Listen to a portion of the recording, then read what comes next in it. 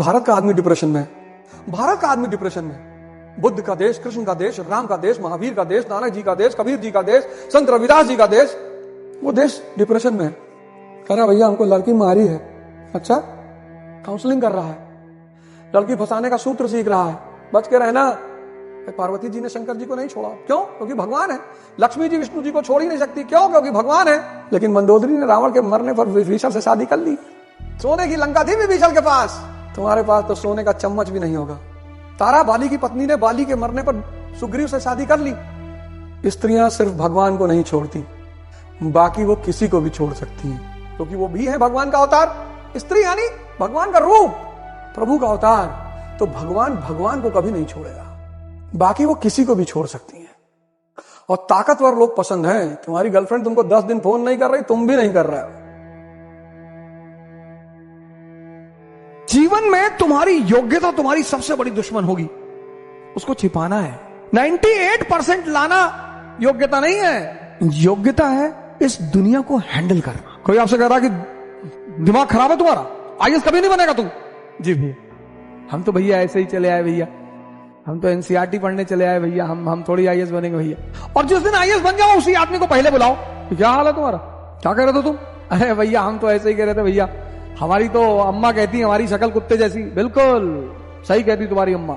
इस दुनिया में मजा क्या है सर? विरोध का होना। विरोध जितना तुम्हारा विरोध होगा उतने तुम्हारे उभरने की संभावना बढ़ जाएगी। विरोध मुर्दे का नहीं होता सर। चाहे जितना बड़ा अपराधी हो, जब मरता है ना तो दुखी होते हैं। तुम्हें पता करना है कि तुम जिंदा हो कि नहीं।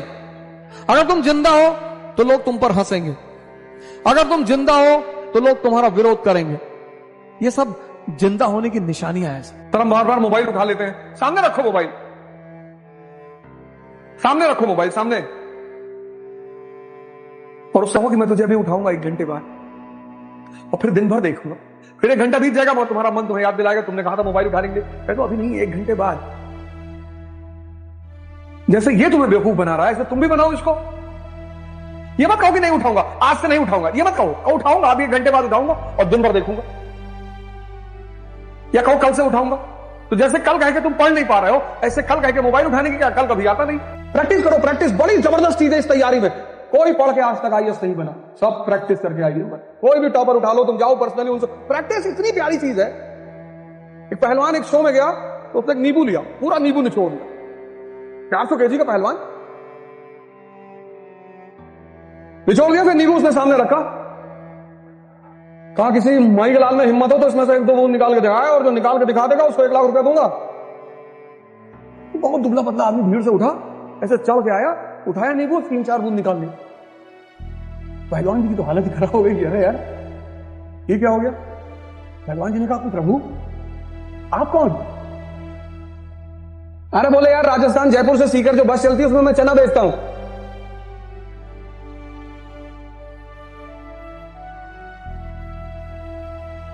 प्रैक्टिस है ना, दिन भर नींबू निकाल रहा है, प्रैक्टिस ही तो है। तो लोग लड़ना जानते हैं, भाग्य हमेशा उनके साथ है। हमेशा जो लोग लड़ना जानते हैं, भाग्य सदैव उनके साथ है, हमेशा। क्योंकि कभी ना कभी उसे भी तो शर्म आएगी। और संघर्ष, जिस व्यक्ति को यह बात समझ में आ गई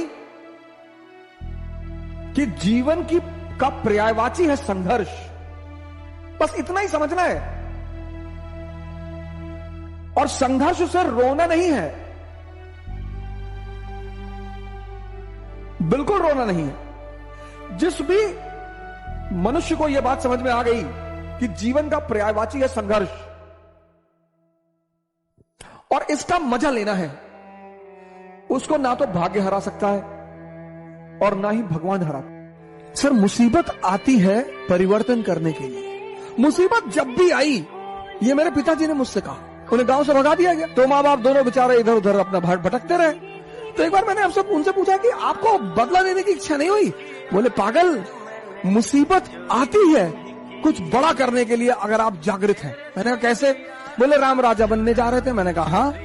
बोले मुसीबत आ गई, हाँ, मैंने कहा बिल्कुल। बोले 14 साल जंगल में रहे। मैंने कहा हाँ। बोले उसी जंगल में रहकर भगवान बने। पिताजी ने कहा कि देखो मुसीबत आई। मैंने कहा हाँ।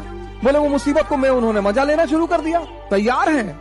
पिता दशरथ कह रहे हैं कि तू मना कर दे, वादा तो मैंने किया था ना, तू मना कर दे कि मैं नहीं जाऊंगा। अरे बोले नहीं, जाना तो है ही है। और ये इस बात का संदेश है कि हर व्यक्ति को, वो चाहे भगवान ही क्यों ना हो, कितना बड़ा संदेश है कि हर व्यक्ति को इस जीवन में संघर्ष करना है। तुम अगर अपने जिंदगी के जो बेसिक प्रिंसिपल्स है, पहली बात तो मैंने हमेशा आपसे कहा कि आप सभी लोगों को, खासकर युवाओं को, एक डायरी अपने पास जरूर रखनी चाहिए। कंपलसरी है सर। डायरी मतलब आईना। बेसिक सिद्धांत, बेसिक गोल, वो सब उसमें नोट डाउन होना चाहिए। और दिन में एक बार उस आईने को जरूर देखना चाहिए। हर दिन का हिसाब किताब होना चाहिए। लोग चिल्ला चिल्ला के मर जाते हैं, time is money, time is money. पर बहुत लोगों को यह तो एहसास ही नहीं होता कि टाइम इज मनी। जिसको जिस दिन यह एहसास अंदर से हो जाए, टाइम की कीमत पूछनी है तो उस आदमी से पूछो जिसको डॉक्टर ने कह दिया कि बस 24 घंटे। कितना अच्छा है, सिंप्लिसिटी कितनी अच्छी चीज है। तुम शादी में गए, तुमसे कोई पानी नहीं पूछ रहा, दुखी हो तुम, तुम्हें खुशी होना चाहिए कि तुम्हारी कोई औकात ही नहीं, कोई क्यों पूछे? क्यों पूछे तुमसे? उस घटना ने तुमको मैसेज दिया ना। ऐसी जगह जाओ जहां तुमको कोई देखे ही, तो फील होता रहेगा। 5 स्टार होटल चले जाया करो, तुम्हें कोई देखेगा ही नहीं। एक कप चाय पी लो 250 रुपए की। वहां का एम्बियंस अच्छा होता, और अच्छा होता।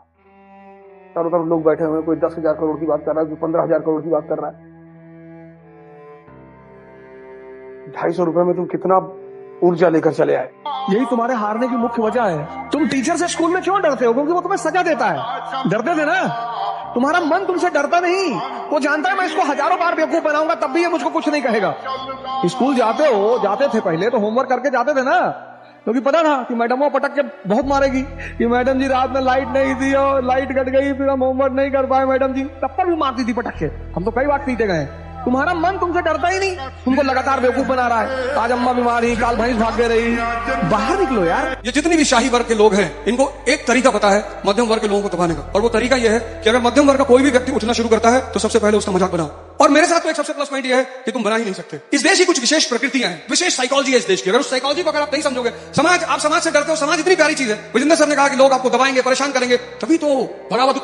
और एक सबसे बड़ी बात, यही समाज बनाया किसने? इंसानों ने। तो समाज की कुछ प्रवृत्तियां, समाज अगर ये जान जाए कि आपसे फायदा है, प्रॉफिट है, जैसे कल आप आइए समझाओगे, पूरा समाज आपके पीछे आके खड़ा है। एक बार भैया हमारे मुंह पे थूक दिए थे, हम भैया को कुछ कहे नहीं थे। फिर तुम्हारी एक बुआ आ जाएगी, पता लगा हरदोई वाली बुआ आ गई, तुमने कहा ये कभी मिली नहीं, तुम्हारे पापा कहेंगे है बुआ ही। इतने रिश्तेदार तुम्हारे पैदा होंगे, दोस्त पैदा होंगे, हर गली चौराहे में तुम माला पहनाए जाओगे। अगर ये समाज विरोध ना करे तो जो अंदर आग पैदा होती है ना कि इस काम को करना है। भारत के इतिहास में अगर तुम देखो तो जिनों की भी बेइज्जती हुई और उस बेइज्जती को उन्होंने चुनौती में लिया, वो चाहे चाणक्य हो, चाहे मोहनदास करमचंद गांधी हो, चाहे डॉक्टर अंबेडकर हो, इन तीनों लोगों की सबसे खास बात यही है कि इनकी बेइज्जती हुई और इन्होंने बेइज्जती को चुनौती के रूप में लिया। आपका स्वैग ही अलग है, आप अलग तरह के लोग हो। मतलब सबसे बड़ी बात, आपकी सबसे प्यारी बात यह है कि आपको आता कुछ नहीं पर ताव बहुत ज्यादा है। यह आपके जीवन की सबसे विशेष बात है। इस पे एक ताली तो बनती ही।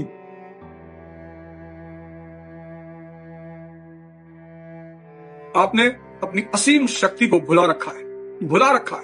आपने अपनी असीम शक्ति को भुला रखा है। रो रहे हो आप नाहक में, बिना मतलब गिड़गिड़ा रहे हो, परेशान हो। हनुमान जी को देखो, आप साक्षात भगवान उनके साथ है, भगवान राम। जब जिस चीज की जरूरत होगी आ जाएगी। मर्सिडीज, रोलेक्स, हवाई जहाज, सब हमारे अंडर में। शक्ति के सब गुलाम है। माया सेविका है, शक्ति की दास है। और तुम बिना शक्ति के माया को लिपटे हुए हो चने का पेड़ और इच्छाएं हैं बरगद के पेड़ वाली।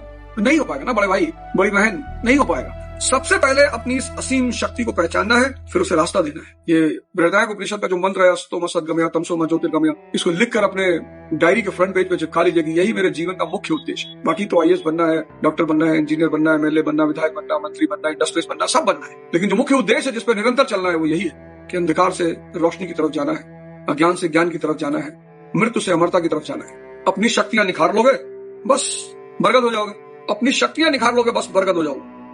सब कुछ दिखाई पड़ते हुए उससे दिखाई नहीं पड़ता। शक्ति यानी परमात्मा, शक्ति यानी प्रेम, शक्ति यानी रिश्ता, शक्ति यानी आनंद।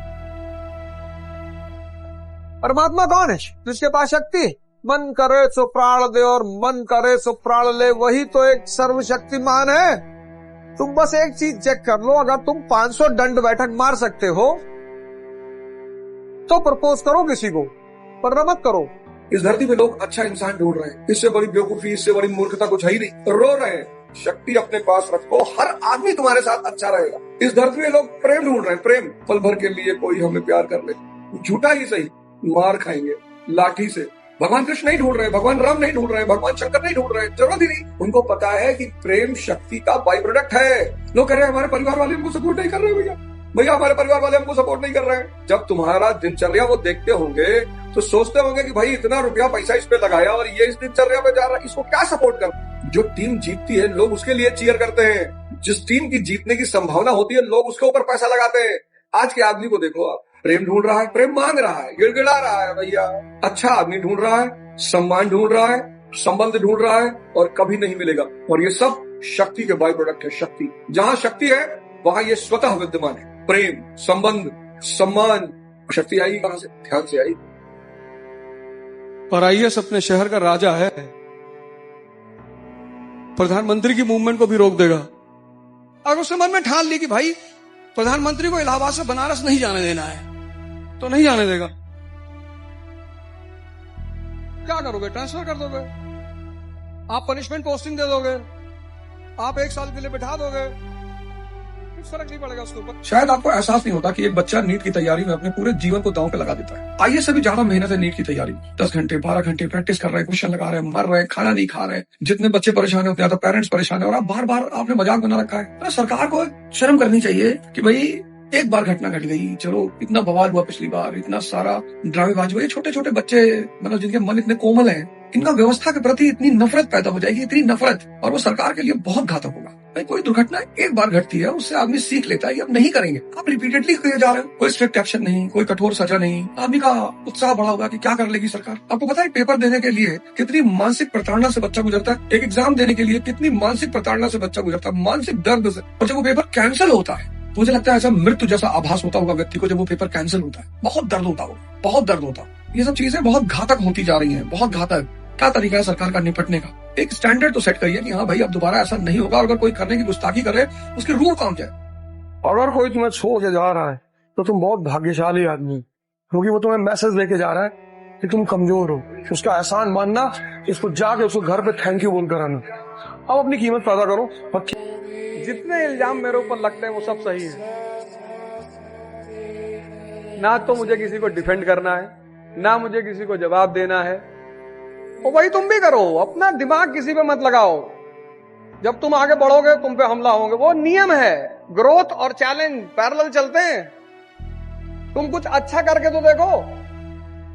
फिर जब लोग बहुत अच्छा करने लगते हैं तो उनको बहुत बेचैनी होती है कि लोग हमको क्यों परेशान कर रहे हैं। मजा लेने के लिए लोग चेक करते हैं, तुम्हें साबित करना पड़ता है। जो गोली खान सर की कोचिंग पे चली थी, अगर वही गोली ओझा सर की कोचिंग पे चलती तो वो बंदा FIR बाद में करता, पहले मिर्जापुर से कट्टा मंगवाता।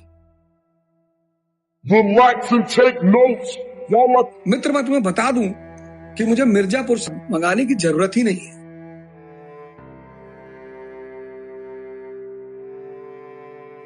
मैं तो गांधी जी का पुजारी हूँ, अहिंसावादी हूँ। मैं जाके सामने वाली कोचिंग पर हाथ जोड़ के खड़ा हो जाता, उसके पैर पे गिर जाता। मित्र अब वो अगर दुर्भाग्य से मर मरा जाता, वो सब प्रभु की लीला होती। मित्र मैं उसमें क्या कर सकता हूँ? मित्र मैं जानता हूँ मित्र जो तुम कह रहे हो। मित्र मैं जानता हूँ बड़े लोग मुझसे नाराज होते हैं, मास्टर बदमाशी की बात करता है। अबे बदतमीज, आओ गांव में रह के दिखाओ बिना बदमाशी के, अपनी जमीन बचा के दिखाओ बिना बदमाशी के, अपना परिवार बचा के दिखाओ बिना बदमाशी के। ये बड़ी अच्छी बात कही आप। क्या आज हर आदमी को दूसरे में बुराई दिखाई पड़ रही? भैया उस लड़की का 3 अफेयर है, तुम्हारा भिखमंगे हो ही नहीं पा रहा है। जिले उसे कदई नहीं फंस रही है, लड़की देख रहे हो। जो भी दूसरों की बुराइयां देख रहा है, इसका मतलब उसके मन में गोबर भरा हो। आज बहुसंख्यक लोग क्यों परेशान? एक दूसरे का अहित सोचते हैं, एक दूसरे की बुराई सोचते हैं, एक दूसरे का पतन मिटाना बना रहे लोग। फलाने गिर जाए, फलाने मिट जाए, फलाने ऐसा हो जाए। अब तुम्हारे बनाने से होगा? अपनी मर्जी से तो तुम टट्टी नहीं कर पा रहे हो। कब्ज के पेशेंट हो, खुद तो कब्ज के पेशेंट है। शरण 3 दिन हो गया, कब्ज हो रहा है, पॉटी नहीं हो रहा है, इसीलिए नहीं हो रहा चाचा, क्योंकि तुम्हारे दिमाग में भरा हुआ है गुड़ गोबर। पहले अपनी कमियों को देखना है, उन कमियों को सुधारना है। कि जीवन और कंपटीशन सब साथ में चलता है। जितनी स्थितियां तुम्हारे हाथ में हैं, उनको कंट्रोल करो। जो तुम्हारे हाथ में नहीं है, उनमें सिर्फ प्रार्थना करो, कोई ऑप्शन ही नहीं है। चंद्रमा कभी मत बनना, दूसरे की रोशनी में कभी मत चमकना, कोई फायदा नहीं है। तो जहां जाते हैं मना करते हैं, भैया सेल्फी ना लो ना लो, सब पैनिक मत हो, दूसरे की मत सुनो, अपनी जिंदगी अपने हिसाब से रखो। तुमको क्या पहनना है, क्या खाना है, कैसे घूमना, ये सब तुम्हारी चॉइस होनी चाहिए। मैं बैंगलोर में था, मेरा एक दोस्त गया यूवी मॉल में, बोले बर्बरी की शर्ट्स लेंगे, ले लो,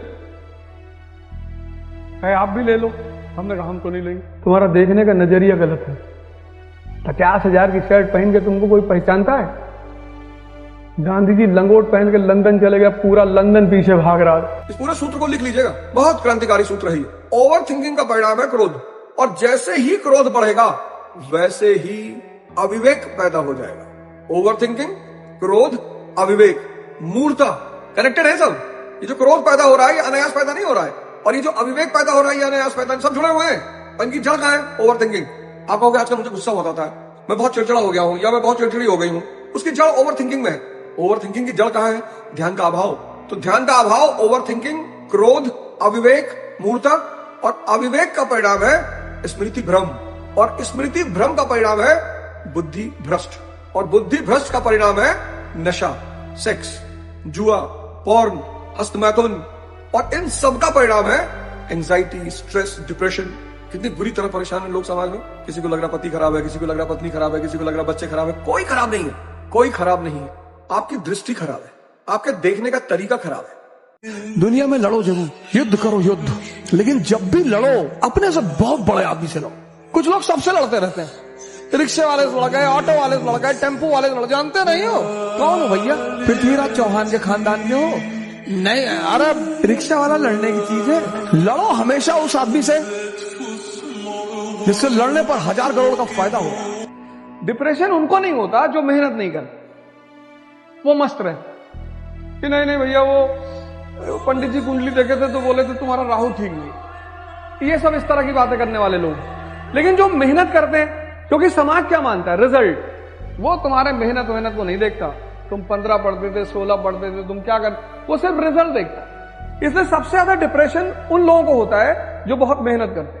सोशल मीडिया का दौर, कितनी हमारी बहनें हैं कंटेंट बनाती हैं, कोई नाच रहा है, कोई गा रहा है, चलो ठीक है यार, आपको नहीं अच्छा लगता ना, आप मत देखिए, गाली क्यों लिखते हैं? कोई लड़की है, कोई औरत है, कंटेंट बना रही, कोई पैसा आ रहा है, सबको लगता है थोड़ा 2-4 पैसा हम भी कमा, लेकिन जो जाहिल वर्ग है, मैं आपने देखा अपने साथ चले आइए, उस जगह में गाली लिखने की क्या जरूरत, क्या आवश्यकता? गाली यहाँ लिखिए जब हम बोल रहे हैं, हमारे लिए लिखिए। हमारे गुरु के हिसाब से जांच भी होती रहती है। आपके शब्द अगर मेरे मन पे प्रभाव डाल लेगा तो आप ताकतवर हो गए। ज्ञानी के लिए सबसे बड़ी जांच क्या है? पर मैंने अपने गुरु से कह रखा कि देखो यार, गाली गलौज तक तो ठीक है, उससे आगे कोई आएगा तो फिर वापस नहीं जाएगा। ईसा मसीह नहीं है कि कोई आदमी क्रूस पे लटका दे और हम भगवान से प्रार्थना करें कि प्रभु आप इसको क्षमा कर देना, इसको पता नहीं है कौन सी गलती। प्रभु बाद में क्षमा करेंगे।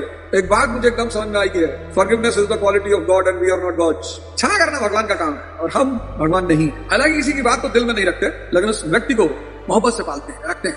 मैं तो कृष्ण का अनुयायी हूँ, 100 गाली पार करते शिशुपाल उड़ा दो, लेकिन ये गाली गलौज, ये सब तो एक जांच है आपके व्यक्तित्व की। कोई भी व्यक्ति अगर आपको गुस्सा मिला दे जा रहा है, इरिटेट कर ले जा रहा है, जीत गया हूं। तुम्हारी आर्थिक स्थिरता है ही नहीं, खुद ही चनामृत मांग रहे हो बाहर घूम के, ए भैया थोड़ा सा और चनामृत दे दो, ए भैया। जीवन का भोग करने जा रहे हो। जो प्रसाद दे सकता है बस वही भगवान हो सकता है। तुम्हारी बुआ तुमसे मिलने आए, तुमने कहा जाने लगी, 1 लाख रुपया दे दिया, मौसी जाने लगी, ये प्रसाद है। 1 लाख रुपया दे दिया, और चाची को 1 लाख रुपया और भाभी को 1 लाख रुपया, और उनका कुत्ता आया था 50,000, तुमने उसको भी गले में बांध दिया, तुम भगवान हो गए।